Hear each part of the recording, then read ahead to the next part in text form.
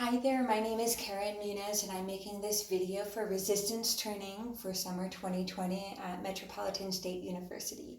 Today we're going to be talking about the deadlift, and I think the deadlift is one of the most technically challenging but most beneficial lift for most athletes. It's going to work the entire posterior chain, but it's really going to emphasize the hamstrings and glutes. As far as breathing goes, it's pretty standard. So we're going to be exhaling on the way up with the resistance and inhaling on the way down as we move with the resistance. So pacing, I think, is a little bit different with the deadlift, but still pretty standard. I think it's going to be about 2 seconds on the way up. I like to do a 1 second hold and then a 3 second on the way down.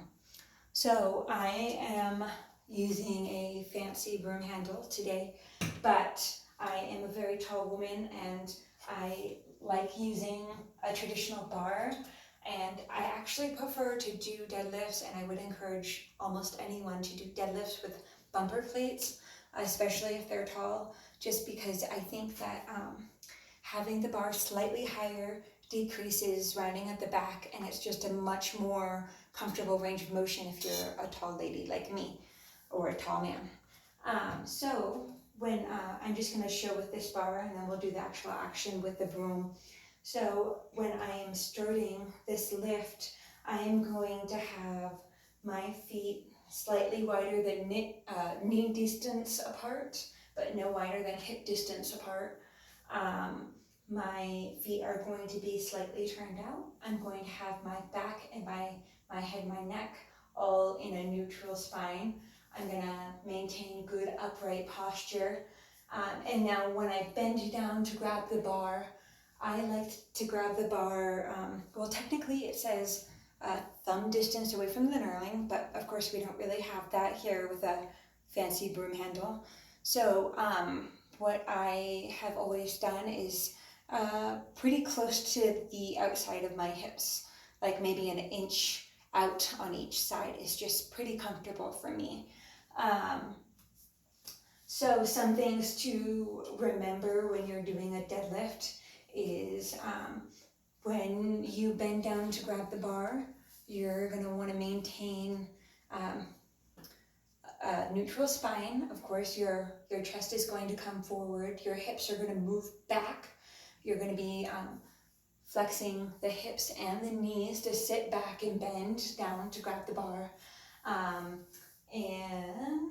I will show you right here. So as we bend down and I grab the bar, I'm going to want to contract my lats. I'm going to want to lift my chest a little bit and the bar a little bit just to get some tension before I actually start the lift.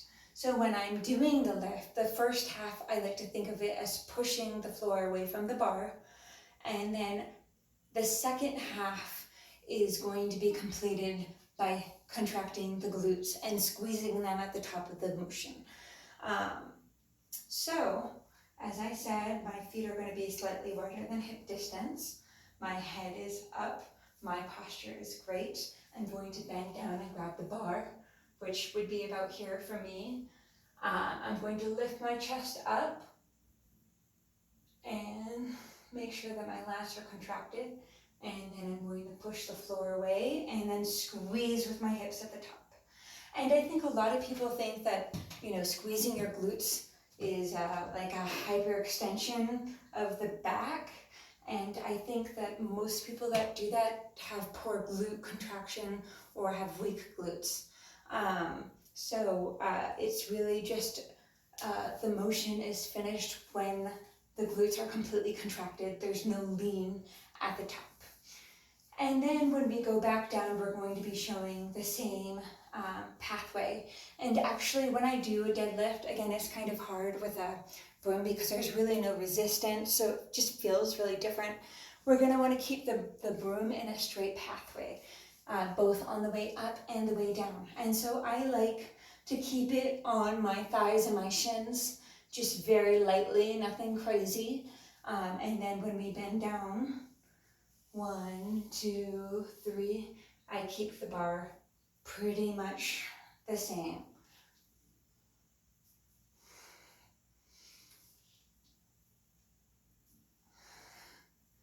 And there you have it, the deadlift. Thank you.